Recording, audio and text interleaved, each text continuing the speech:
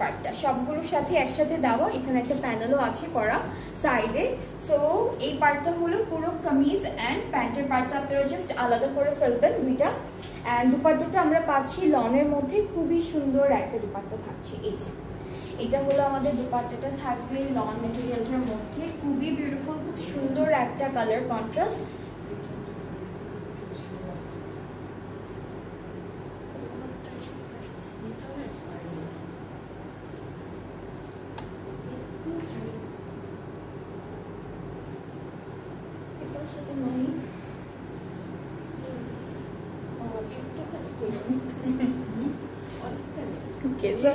এই ড্রেসটার দুপাট্টাটা হচ্ছে এরকম একটু ছেঁড়া আছে, আমি যদি ধরি ঠিক মতো আরো ছিঁড়ে যাবে।